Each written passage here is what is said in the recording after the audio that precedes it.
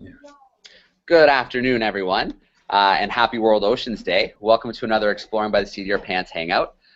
Today is all about celebrating our oceans, bringing some of the world's leading scientists, explorers, and conservationists into classrooms to share their work, to share wonder of our oceans, and the need to protect them. So my name is Joe Grabowski. I'll be your host today, and I'm very excited to introduce our two guests today. So this is a special 45-minute hangout. Most are half hour, but with two amazing guests like this, we stretched it out. So we have Tom Campbell and Beth Davidow. So Tom and Beth have traveled the world, filming both above and below the water with the most cutting-edge, high-definition camera gear, gathering footage for all kinds of documentaries for the likes of the BBC, National Geographic, Discovery, History channels.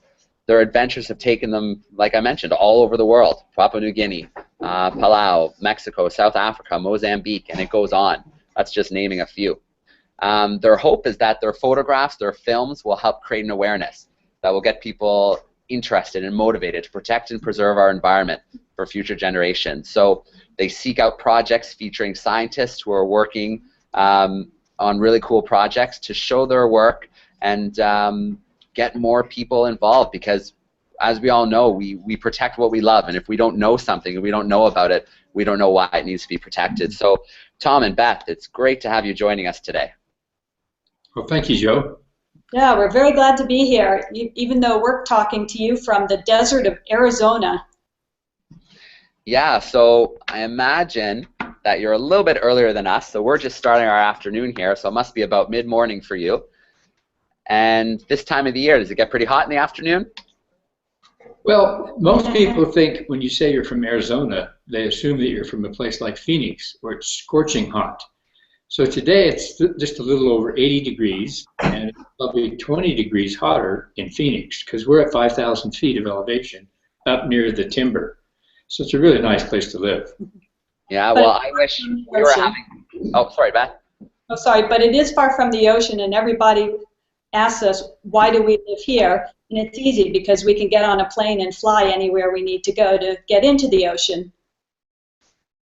Which is what we have to do most of the time. All right. Well, I don't think that's a horrible problem to have, getting to hop on planes and check out beautiful places around the world and then bring it back to people. So you guys have a pretty fun little job on the go. I, for one, am a little bit jealous. Come with us. Well, listen, Joe, first of all, I would like to thank you and all the other teachers that are involved in this program, because when I was a kid and started diving, we didn't have anything like this. And it's exceptionally good for teaching young people about the oceans and about the environment in general. And so for all those teachers that are participating with their classrooms, thank you very much for tuning in, and I hope we can give you something that will help your students recognize the fact that the planet that we live on is the only one we have. So we have to be very important how we take care of it. And that's kind of what we do in part of our work. I'd also like to start off by saying that I started learning how to dive in Canada because as a young boy, my family moved up to Calgary, Alberta, and my dad worked on a construction crew up there. And I used to watch a series on television that none of you would probably know about, but it was called Sea Hunt, and it featured a movie star called Lloyd Bridges. And he was one of the very first people to start doing things underwater. At the same time that Jacques Cousteau was doing his adventures, Lloyd Bridges was creating more of a reality type show, but about the adventures of diving. And then on our small little black and white TV, I watched those programs. And it's what got me encouraged to start diving. And so the very first class that came to Calgary, Alberta, was a dive class that was about 15 hours long.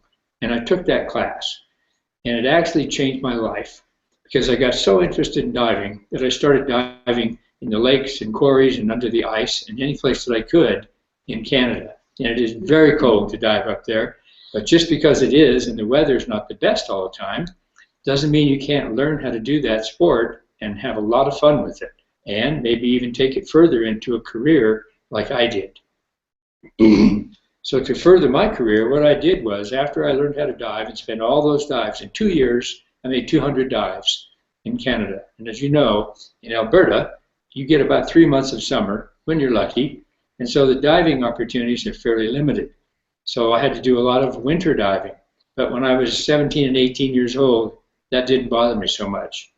Now, as you'll learn later, Beth spends a good deal of her time in the Arctic doing cold weather stuff, and I prefer to go to the other direction where it's warmer. But I did do a lot of diving in Canada, and I decided to come to the US and become a military diver because that's the only way you could get involved in professional diving. I did that for 6 years. I was in a special forces unit in the Marine Corps. After I got out, I became a diving instructor and moved my diving career into just diving, looking at things, and spearfishing. That's all there was to do in those days, and I'm talking about the late 50s and early 60s. But as time went on, I became more interested in taking pictures underwater because I'd always been, as a kid, an avid, interested photographer, an amateur photographer. And that sort of led into my career, which was not the only career I've had, but it led into the career that I've kept almost all my life. And it's been very rewarding in many ways. One of the things I like the best about it is that with Beth and I together, we've been able to tell a lot of young people the story of how we got started and what we did with our lives in terms of working in the ocean and in the environment. And it's always rewarding to be able to help somebody else get a start or see that there are opportunities out there for other things to do. Just because you're 10 or 12 or 15 years old doesn't mean that you can't set goals that will affect what you do the rest of your life. So I know that, go ahead, Joe. I was going to say that is an absolutely excellent point. That's what I try to tell my students is they do have a voice. They do have the ability to start looking at a career and focusing on it and going there now. Do they have to? No. But if you have that idea and something to work towards, it's always a good thing. Okay. Well, I like to use this analogy to explain something. I like to look at the period of life that you have and the time that you have on this planet and what you're going to do like a giant ship with a huge sail that can go anywhere in the world, any place that you want it to. And that's sort of equivalent to a goal. Now imagine that ship that can take you any place, but all of a sudden you take the rudder away from it, the rudder that steers the ship. Once that disappears, the ship has no way of getting anywhere except wandering around aimlessly all over the oceans. That's why people need to set goals. It's so important to have a goal to go toward, because if you don't have the goal, as I always told my daughter when she was young, you don't have to worry about getting there because you won't, because you don't have a goal and someplace to head for. You have to put the rudder in the ship. So as silly as it may sound, it makes a lot of sense in how you achieve the things that you want to achieve. And we've met kids that are 10 and 12 years old that they tell you, years ago, that they tell you, I want to be a doctor, I want to be an airline pilot, I want to be this or that, or a marine cinematographer. And you know what? 10 or 12 years later, they're on that path and they're doing it. One of the things that I didn't have when I was young was I didn't have mentors. Nowadays, there are literally hundreds of thousands of people who can be mentors toward young people and help them get a start. And that's very important, I think. So if you know someone that's doing something that you're interested in or you'd like to do, you should focus on that. And that may be your career. You never know. So I know you get a lot of questions about sharks and about different things in the ocean world. What? Go ahead. Yeah. So I kind of lost my train of thought here. In watching some of the programs, I've seen that a lot of questions revolve around sharks and things like that. So we'll touch on that just a little bit. We'll show you a few pictures of things that we've done that pertain to sharks. But let me just make you aware that just because sharks are endangered, which they are, one of the most endangered species in our oceans, and they require a lot of attention, a lot of protection now, there are tiny little creatures in the ocean that people never see, tiny little things that are just as important to the ecosystem. So everything in the ocean is important. In fact, there are more wildlife and more creatures that live in the sea around the world than any place on this earth, because nearly 80% of the earth is covered in water. So when you think about that, That's where the vast majority of wildlife live. So not much has been known about the oceans in years past, but in the last 25 to 35 years, a lot more has come to forefront, and people are getting more and more interested. So the downside is that we are hurting the planet quite a lot by some of the things that we do with pollution, plastic, and so forth. The upside is there's a lot more awareness about it now, and a lot more people trying to do something about it. So those things will change as time goes on. And I'd like to take Tom's talk there and introduce another thing that he can talk about, showing some of his pictures and some of the projects that he's done that have been very instrumental in helping protect certain species in the ocean. So I'm going to hit the screen share and go to some of his pictures now. See if I can do this. Okay, but Joe, you can still hear us, right? I have your back in case you can't get it. I can help you out. Here we go. Okay. So the point that I wanted to make on this whole thing is that sometimes taking pictures can be very important. Everyone's heard the old cliche that a picture is worth 1,000 words. Well, I'd like to give you some examples of pictures that have done something both for the environment and for awareness for people all over the world. All right, so are you guys seeing that picture now? I can see where you clicked on it. It's just not loaded yet on our side. Ah, okay. You might just need to try clicking on it to bring it to the front. Maybe it just got tucked behind something. I see it on my front here. Good.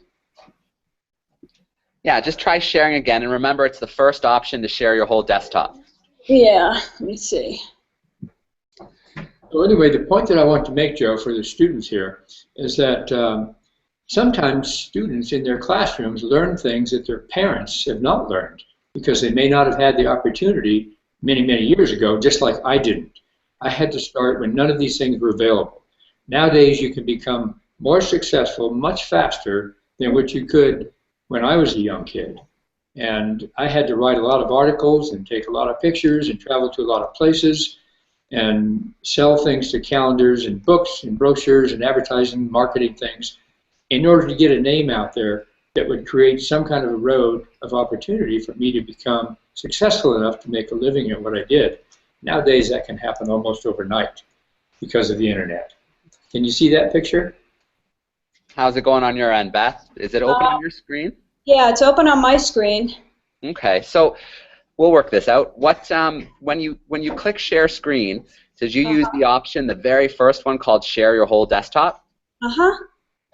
Well, let's try one more time. Try taking the share screen off, and then we'll try and go back in one more time. Sometimes it just takes a time or two to warm up. So share screen, the very first option. Got it. To share your whole desktop. Ah, there we go, I see me. And now if you open the presentation in behind. Ah, okay. So one of the teachers said that they could see it. Yeah, so we have it now. And if you hit the full screen, I think we might be good this time. Oops. Not quite sure how to go full screen on this. Well, that's okay. You can even play it from here. It's pretty large from here. Okay. Can you see that all right? Yeah. Okay. You see the Tom Campbell picture? Yep, with a handsome fellow next to him. Yeah, the guy with a smile on his face? Yeah, that's the one. Well, so let me just start here. You can click these very quickly. Okay. Let me just start here and say this picture was taken about 25 years ago, 20 to 25 years, in 1998, I think.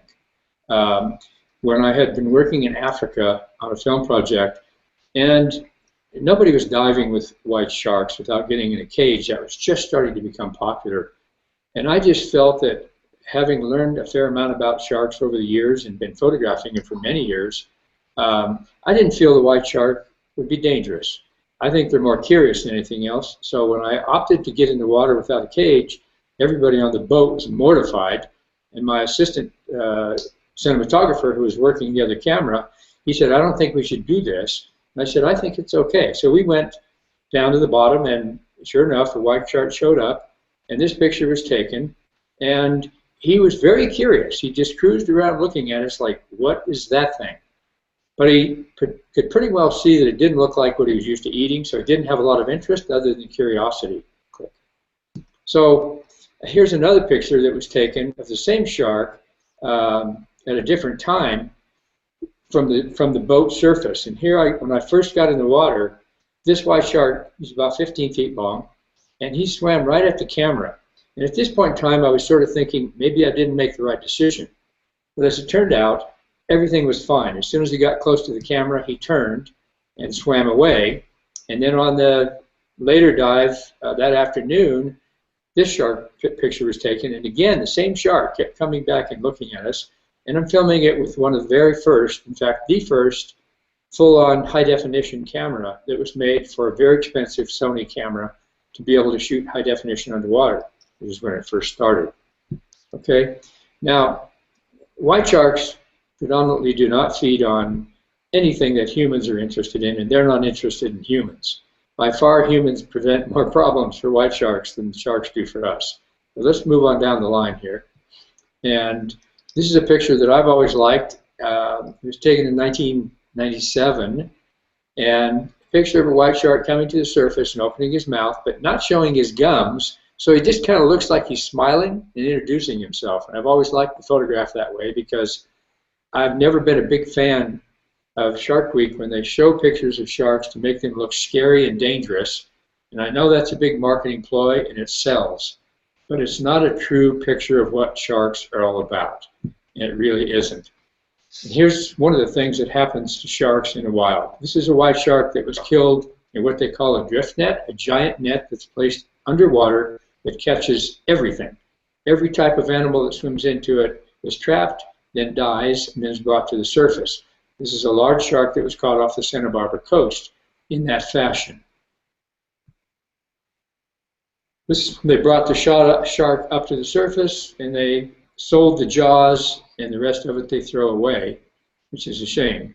But I used this picture to show what happens to these animals when they're killed. And it also was featured in a number of magazine articles and so forth to make people aware of what happens to sharks. Here's an illustration. I worked with a good friend in the early 80s on a film about gill nets. And even my friend, who's been diving for many, many years, he's quite a famous cinematographer named Howard Hall, he and I, neither one of us had any concept of how dangerous these nets were until we made this film in 1983. And this is some of the things. This is the blue shark that swam into the net by accident, and it's trapped, and it will be brought to the surface, taken out of the net, and thrown off the boat and disregarded. Here's another example of sea lions, and everybody likes sea lions, and they too get stuck in these nets, and they're air breathers. So once they get stuck, they thrash around and they fight as hard as they can, which usually makes them more endangered and more stuck in the net, and then they drown. They're brought to the surface, taken out of the net, and thrown over the side of the boat. On the top of this picture, you can see a blue shark that's also caught in the net and will be discarded. Now here's an example of something that we were able to do that was really beneficial. This is the tail end of a gray whale off the coast of California. And the gray whale swam into a drift net or gill net and got entangled in about 150 feet of gill net that it drug off the bottom, up and away from the bottom, with all the debris hooked onto it, and swam for days and days before it ended up getting so tired that it could hardly swim and was about to drown. When somebody spotted it and called the right people, and we went out and we spent about 6 hours free diving as this whale swam, trying to cut this big portion of net off the tail. Just when it started to get dark and the day was over, I happened to be the last guy in the water that day on several dives that I made. My knife was getting dull, I was getting tired, and it was getting dark. And it is dangerous because the whale doesn't really know you're trying to help it. If you get too close, it will throw his tail at you and try to hit you. So you have to be very careful about that. But ultimately, I was able to cut just far enough through the line that it snapped, and the whale was free and swam away. Here's another example of a photograph that you've often heard, a photograph is worth 1,000 words. Pictures can tell a great story. This sea lion was caught in a drift net that was able to break loose, but the net's entangled around its neck and will never come off. So as the sea lion grows, the net will get tighter and tighter, and eventually he will die. We tried for 3 days to catch this sea lion, excuse me, to save its life, but we were not able to. Now, okay, let me go back to that picture just for a second. That picture was made into a poster in California, which is distributed to all the dive shops and stores throughout California. And a ballot was put on in the legislative process to try to ban gill nets, or at least cut them back. That photograph happened to be the one, happened to be the photograph that caused that bill to pass. And so gill nets were cut back by 70% off the Santa Barbara coast, which you can imagine how many animals that would save over the years. So it's a perfect example of how a picture that you take of something can have a great effect, which is one of the reasons that motivates us to be wildlife photographers and cinematographers. Here's somebody we all like. This is the California sea lion, and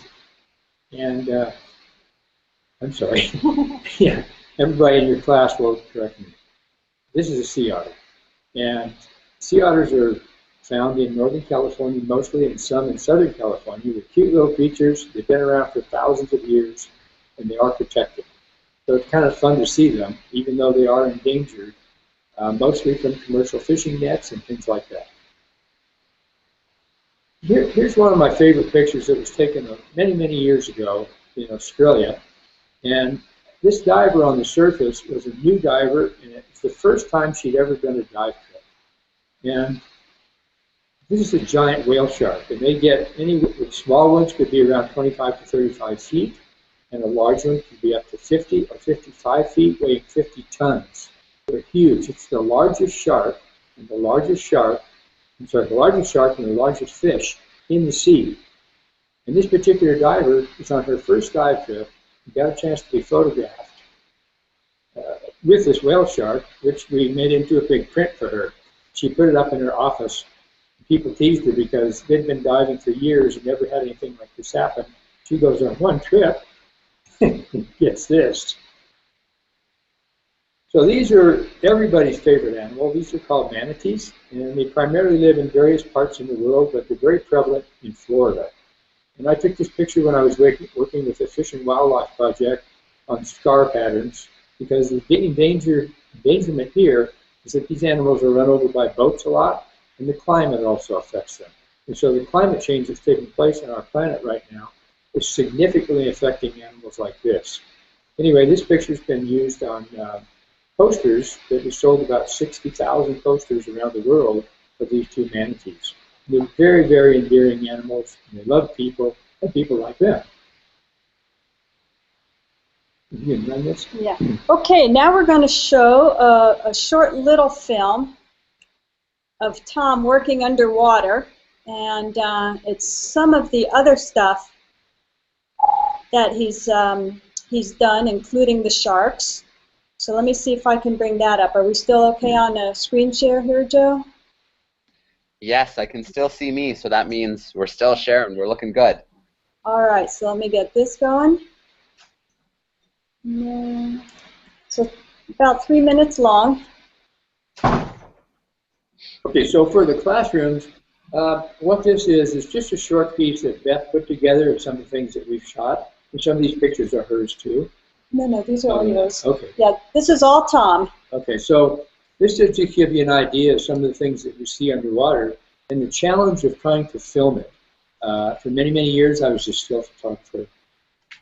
Now, I just do cinematography. That's the whale shark that we're talking about.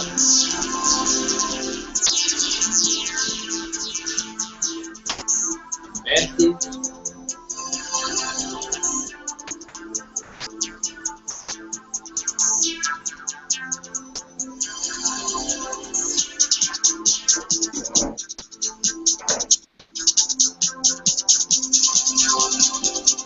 That's what the equipment looks like.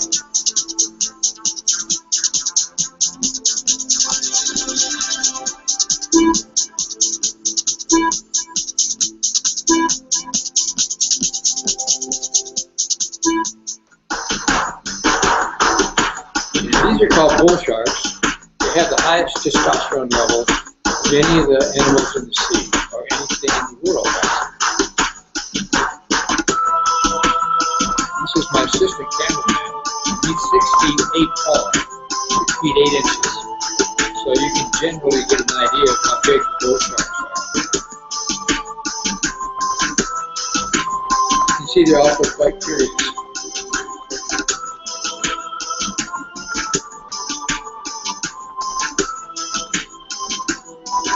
Shot about 20 years ago. This is a scientist that studies bull sharks. He's just putting himself in the water to show that they're not always as dangerous as people think. These are the white sharks that you frequently hear all the horror stories about, unfortunately. And sadly, a lot of films still depict these animals as being very vicious and man-eating machines. And it's just not true.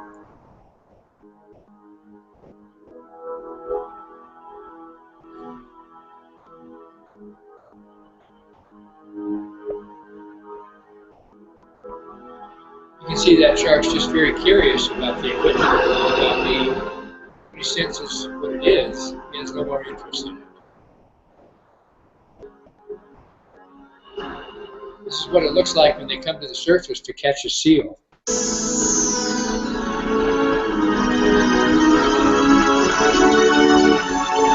They're called filthy sharks, beautiful sharks. They're found throughout many parts of the world. Those are pilot fish. The shark doesn't eat the pilot fish. The pilot fish don't bother the shark. Of course, these are dolphins that everybody likes to see.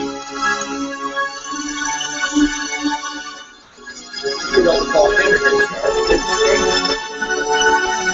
Giant hangout are one of my favorites. Get up to 2 feet long. Weigh almost 2,000 pounds. Found in warmer waters throughout the world. And the second largest range of any of the animals, so they consider them to be quite intelligent. A lot of scientists still bring them up. You saw Alberta and British Columbia. You used to look at my office. These are top scientists. I have those.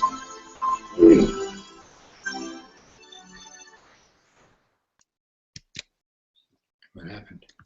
The end of it. Oh, that's the end. Okay, I'm going to go off screen share here. Okay, I hope you can see those pictures. It just gives you an idea of what I talked about in terms of the value of pictures and what you can do with them. And we do it partly because we want to protect the environment, partly because it's a whole lot of fun, and partly because it's a great job to have.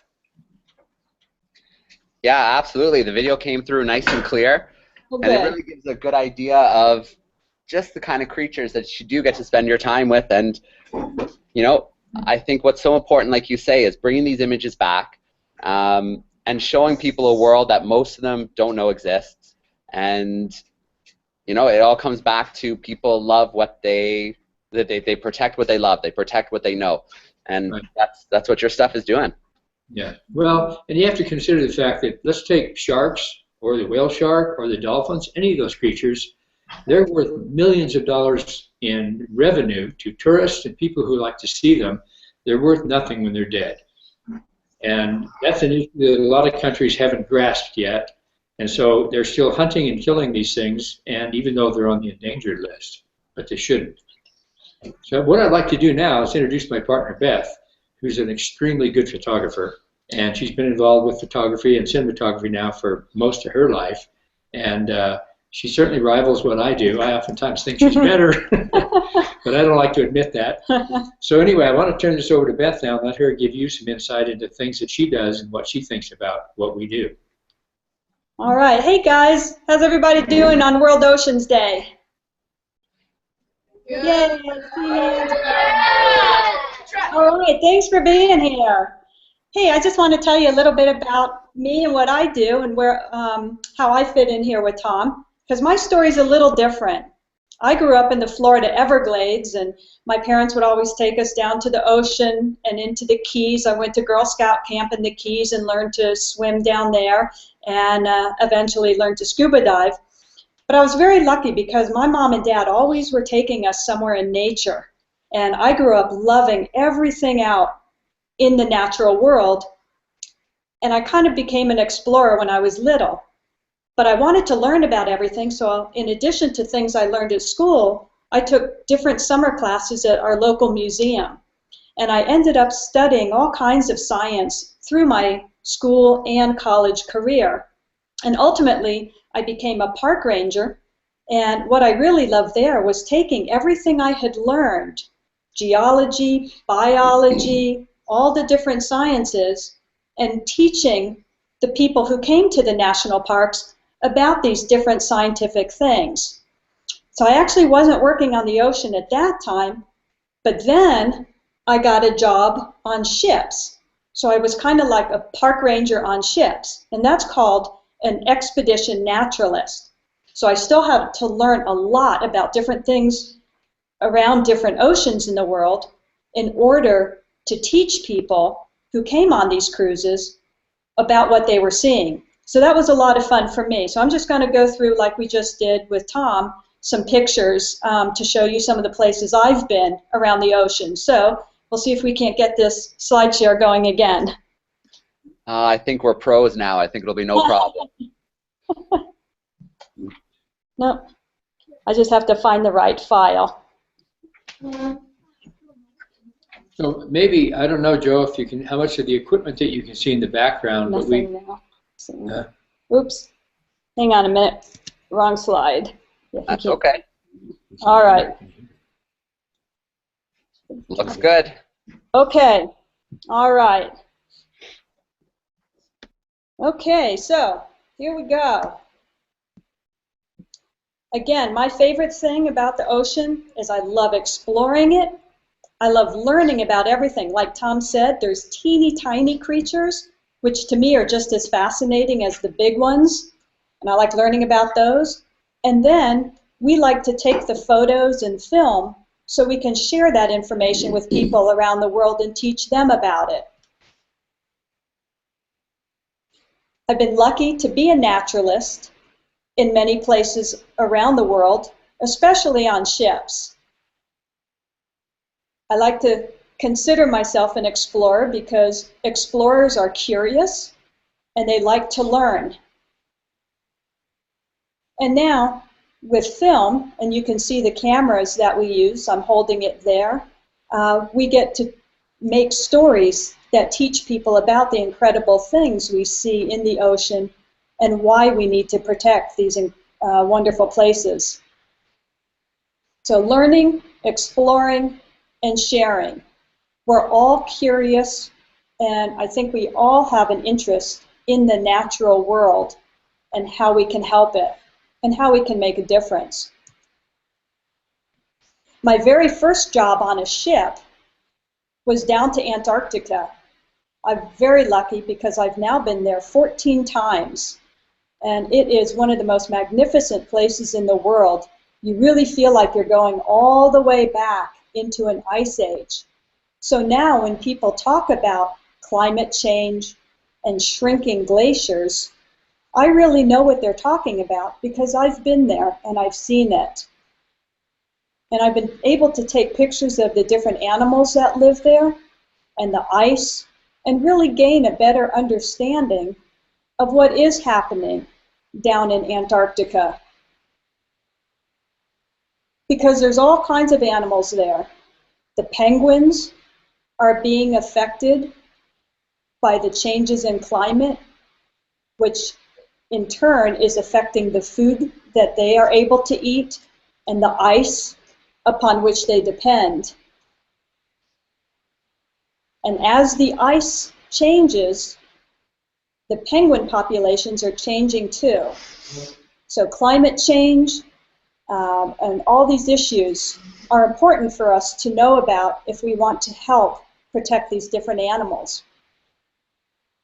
I've also worked around the middle latitudes of our planet. Tom and I have both spent a lot of time in the water with whales, and being in the water with humpback whales is probably one of the most amazing things you can experience. We both love any of the dolphins and whales, and orca are probably one of our favorite animals. And like Tom said, I like going to cold places. He doesn't like these too much. Actually, he doesn't like them at all. He says he likes to see snow only on the television. But I go to places where it's cold. Because I'm from Canada. But in the summertime, like last year, I went up to the Arctic where I spent 5 months. No, wait a minute, not that long, 5 weeks. See, I was getting excited thinking about going to the Arctic because I love it. But I spent 5 weeks on this ship taking tourists from around the world to explore an area about 600 miles away from the North Pole. It was absolutely amazing because we saw so much wildlife, and seeing the ice around the island and putting our ship up into it was just stunning. We saw all kinds of different seals, like this huge bearded seal. You see those big whiskers on him? That's why he gets his name, Bearded. And one of my favorites were the huge walrus. This happened to be a really hot day, and the walrus were just hanging out on this beach. All kinds of different birds depend on the oceans, even up in the Arctic and down in Antarctica, like the penguins. The birds rely on fish from the ocean. So climate change, pollution, plastic debris, this is all affecting bird populations too. These puffins are everybody's favorite up there. And of course, the one animal people love seeing most in the Arctic is the polar bear. We saw this mother bear sleeping on the ice, and that little thing on the left in front of her is actually her baby with its back to the camera. That was really cool to see those two. Sometimes we saw a polar bear, but it was way far away. Can you see the bear in this picture? It's a huge glacier in the background. And the bears are having trouble now because the ice is melting, and it makes it much more difficult for them to find the food they need to eat. And here's a couple bears on just a real thin layer of ice, kind of relaxing and having a good time. So for me, it's been an interesting career of learning about science, continuing to be very curious about it, being able to take pictures and make films. But the thing I think I love the most is sharing that with people. So here's some of the tourists who were on that ship in the Arctic. So being a naturalist is a possible career you might consider too, if you like doing these kind of things. And because Tom and I are so interested in helping young people, and we're interested in keeping the oceans protected, we created a program that we call Ocean Gems. And I want to show you just a little video here. It's about 2 minutes long. And Ocean Gems is all about connecting young people to marine scientists to help them get better ideas about what careers might be what might be available for them to have. So here's just a real quick look at something we're doing too. What happens when a group of incredible women marine scientists aim to inspire girls to follow their hearts and pursue their passion for the sea? Find out with Ocean Gems, a multimedia series and outreach program that connects girls to women marine science role models to offer youth a pathway to reach their dreams. Join the Ocean Gems team as we travel the world to experience the exciting careers and adventures of remarkable scientists engaged in ocean exploration. Hi, I'm marine biologist Danny Washington, your host for an exciting new project called Ocean Gems. Through multimedia communication and outreach, Ocean Gems connects girls with women marine scientists who will mentor their dreams of ocean exploration. Role models for millions of girls who will discover new paths to their dreams through Ocean Gems.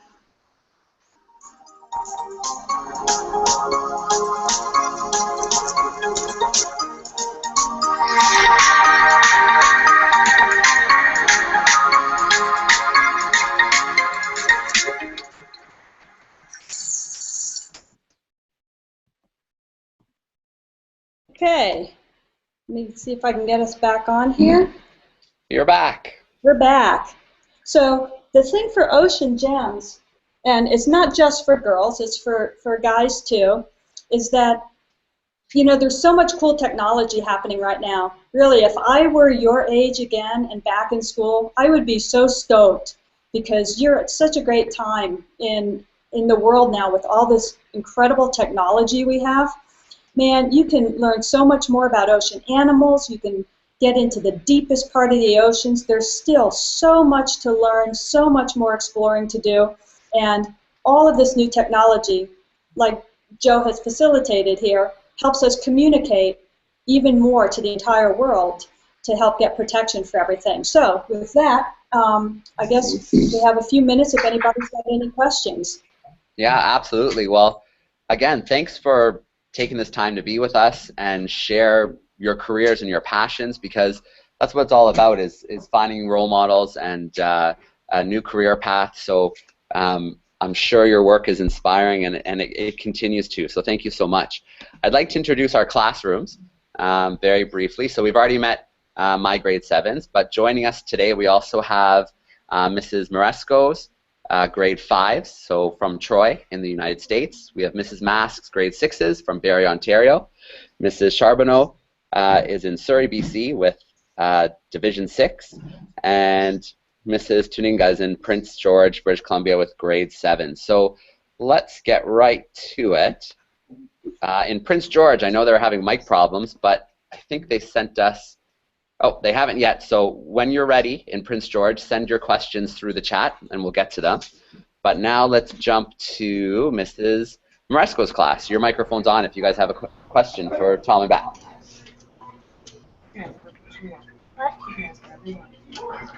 I have 2 questions for you. Did you go to college for it? Well, that's a really good question. Tom did not go to college. In fact, you'll like this story. When he was in the 10th grade, he was taking a math class, and he didn't quite understand a question, and he raised his hand to ask the teacher about it. And can you believe this? The teacher told him, he said, well, you are just, what did he say, Tom? You're too stupid to get this? Oh, no, maybe you're not smart enough to do this. So Tom quit school. But he later, after the Marine Corps, he went back to college. Now, I had a different path, so I went through regular college, and then I did a graduate degree. But my degree is in dinosaurs. So I went from dinosaurs into the ocean. So your path can change, but that's a very good question. What was, you had a second question? Yep. Have you found a new species, and did you get to name it? Ah, how about you, Tom? No, I've seen things that I might have thought were a new species, but there probably wasn't a scientist with us, so it doesn't get a name. The only time they get named is when scientists find them and they realize that it's not, that it is a new species. But a matter of fact, if you saw one of the earlier programs with Andrea Marshall, the manta scientist, she's a very good friend of ours, and she discovered a new species of manta ray, in fact, too. So things like that are happening all the time. Yeah, thanks for those questions.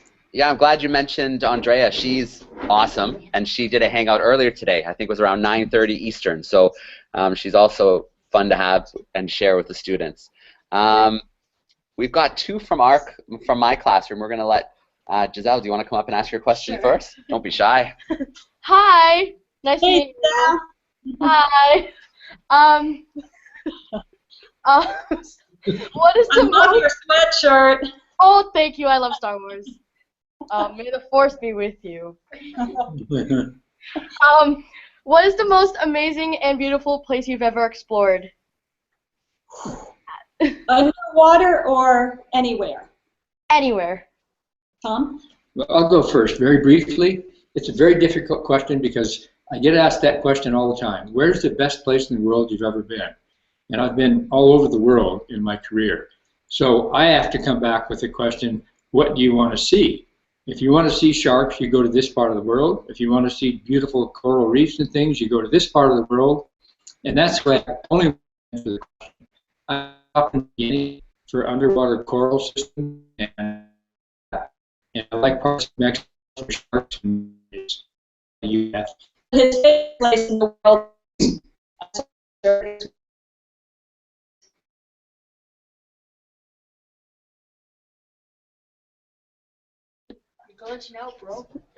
Okay, so let's just give a second. It looks like we've had a little screen freeze on their side.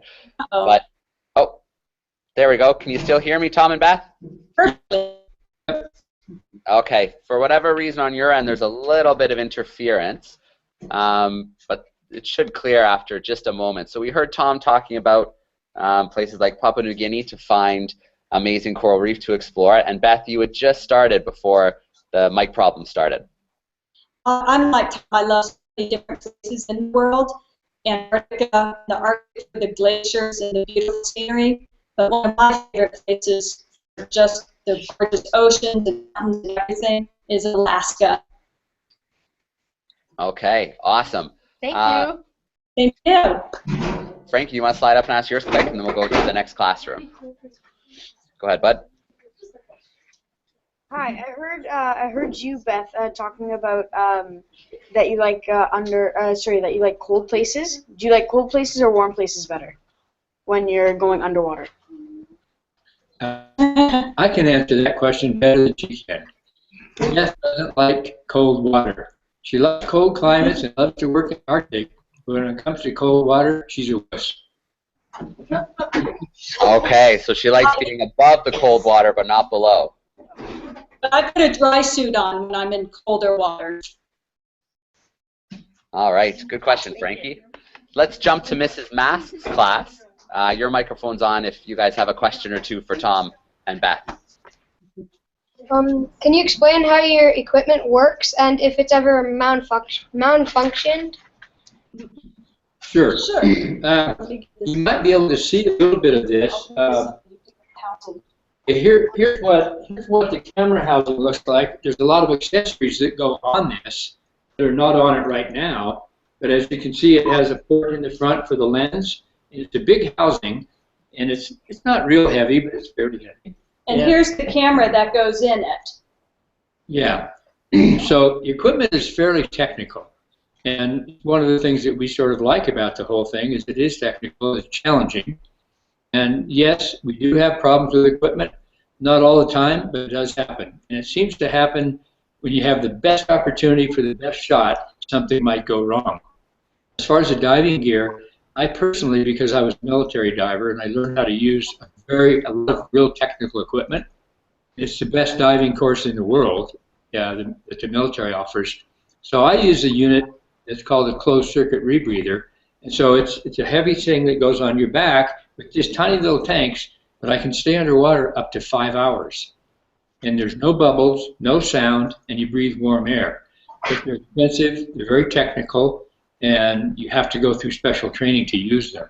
So we do have a lot of different equipment that we work with, and that's part of the interesting part. We have lighting systems, camera systems, housing systems, and all the stuff that goes with it. That's a good question. Yeah, because this camera right here, if you've seen some of the movies, like, have you seen Avatar? Yeah. Yeah, James Cameron, the director, uses this camera. So does Peter Jackson, who did the Hobbit movies. It's called the Red, and it shoots over 5,000 lines of resolution. So that means it's ultra high definition. Yeah. And it's basically just a computer. And it has a lens on it. Can you see this little thing right here? Yep. That's a 256 gigabyte mini hard drive. And we record everything on that now. So now filmmaking is more like being a computer engineer. So you have to know computers, and you also have to know how to take a good picture. But this camera goes into that housing, which protects it from the ocean environment. So it is a complicated system, but like Tom said, it's a heck of a lot of fun to use. Right now, I'm working on an IMAX film, and this is the camera that I'm using on the IMAX film. Wow. Cool. Yeah, great question. Yeah, good question. Thank you. Thank you. All right. Guys, maybe have one more quick one? Oh, yeah, we do. Yeah, we sure do. Connor, Yeah, do you come on up. how far? Ask for how far they've got there. What's the depth? What's the deepest you've ever went in the ocean? I'll let Tom answer that one because he's been a lot deeper than I have. It's a good question, and diving in the ocean is not so much about how deep you go, because the deeper you go, the less there is to see, and it also gets darker. And there's far less life the deeper than there is in the shallow water, although there is a lot of life there. I personally have only been down to about 240 feet. And that's as deep as I'm willing to go with my crew that work with me and myself, because the deeper you go, the more dangerous it becomes. So scuba divers in general, the maximum depth for safe diving is considered 130 feet. So if you take a scuba diving course, that's the depth that you'll probably be diving at the deepest. And most of the really good diving is much shallower water, and some of your teachers that dive can tell you that. Are we at the end of our program, Bill? I think we have a couple more. We can squeak in a couple more questions if you guys have time. Sure. Okay. Yeah. Perfect. So our Prince George classroom, they sent in a question via the text, and they're wondering, what's the strangest thing you've seen in the ocean? I saw Tom underwater. That was really weird. Well, you know, there's a lot of things that happen in the undersea environment. But most people don't realize that every second underwater for marine life, there's a life and death struggle that goes on. So as filmmakers and photographers, if we can capture some of that, that's a bonus for us, because you don't see it all the time. And so some of the strangest things, or one of the strangest things I've seen, is I watched two fish, and they're just fish, but they're called scorpion fish. And I was told that when they face off with each other, they're going to have a fight. And I laid on the bottom for nearly 2 hours, watching with my camera ready to go, watching these two fish look at each other. And then suddenly they did. They lunged at each other, locked their jaws, and thrashed all over the bottom. That was a pretty exciting scene after all the energy that I spent trying to get it. And for me, I like the little teeny things that are almost impossible to see. You have to look so hard because there are things underwater that are amazingly camouflaged, and it's a real challenge to find them. And they are as bizarre as any science fiction writer can imagine. It's true. Very strange. Like another planet. Okay, awesome. Mrs. Charbonneau, your microphone's on if you guys have a question or two for Tom and Beth. Yes, we have two. Can you hear us? Yep. You Yeah. can? I'm Cole, and we know you try to help endangered species in the ocean. What could we do to help? Very good question. What can you do to help endangered species in the ocean? Wow. Yeah, there's a lot of things that you can do. Tom, do you want to start off with that? Well, just briefly, that is a really good question, because everybody sitting in that classroom can do something. So the two things I would start with is, number one, the oceans are so full of plastic right now that very soon they estimate there'll be more plastic bottles in the sea than fish. So try to avoid taking plastic bottles. Do something simple, like when you go to the grocery store with your mother, take a cloth bag. Put all your groceries and things in a cloth bag instead of taking plastic all the time. A plastic bag, plastic bottles are one of the worst things that's happened to us. And you kids wouldn't remember this, but I would. 55 years ago, there was no such thing as plastic. And imagine what we've done to the planet in the last 55 years. We've almost destroyed it with plastic. So that's one thing you can do. The other thing, you saw pictures that we had taken that had an impact on making people aware of the dangers that are taking place in the ocean about marine life and protecting it. So you can take pictures or look at things like that, or you can do things like your teacher's doing. Putting on programs where you get awareness from some of the top people in the world, people who are real experts and been at it for a long time. And I would just finish by saying that everybody sitting in this classroom has the opportunity to do whatever they want to do with their lives. You can take it down a bad path, or you can take it up a good one. Yeah, I agree. It sometimes seems like we're just one little teeny person, and there's so many billions of people on the planet that why would just one of us not using a plastic bottle make a difference? It does. Well, it does, because one by one, we all stop using plastic. And if nothing else, it'll make you feel better because you know you're doing something to help out. Good question. Mm-hmm. All right, I think you said you had another one too. Okay, our next question is, when you take pictures underwater of animals, does it cause them to react oddly? Oh, that's a really good question too. Yeah. You know, a lot of times it has no effect, and we make sure it has no effect because one of our concerns is we do not want to interfere with the lives of the animals that we are filming or photographing. And I'll say filming because that's what we do now.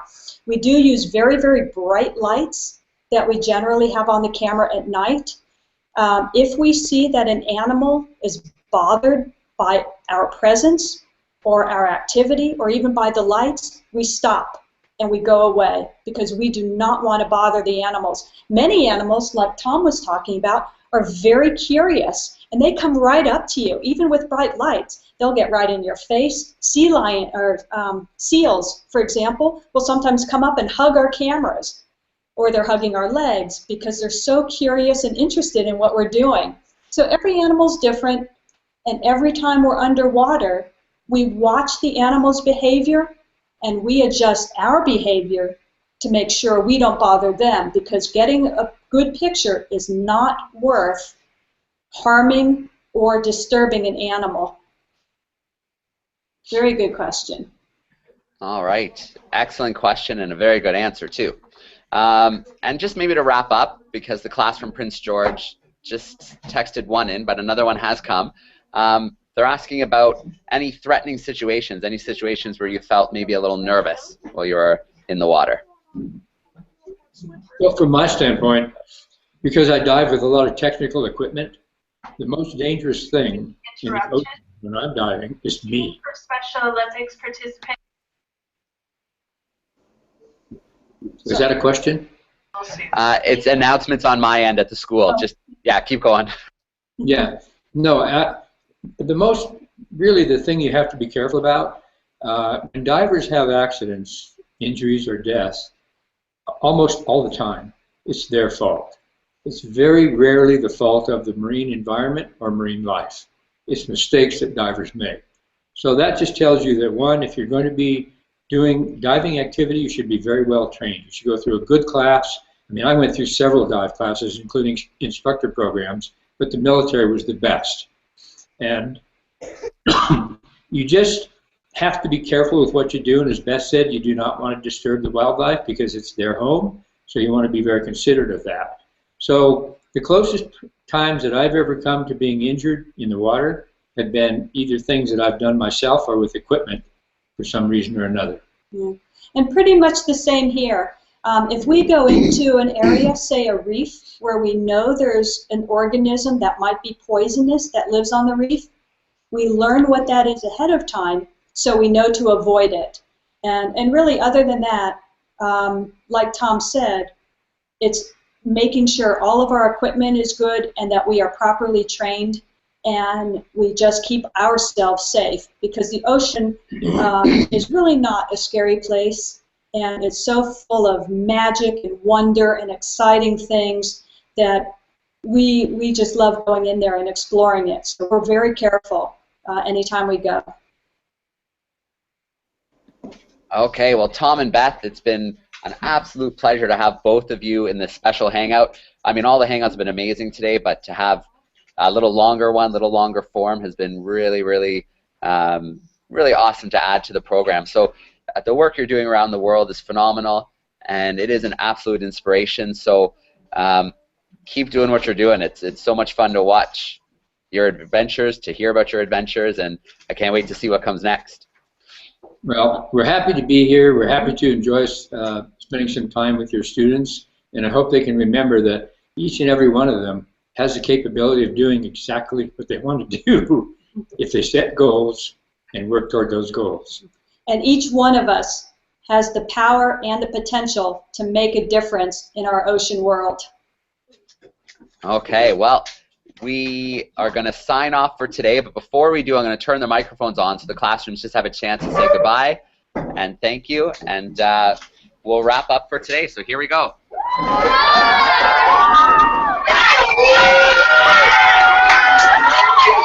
You guys are great.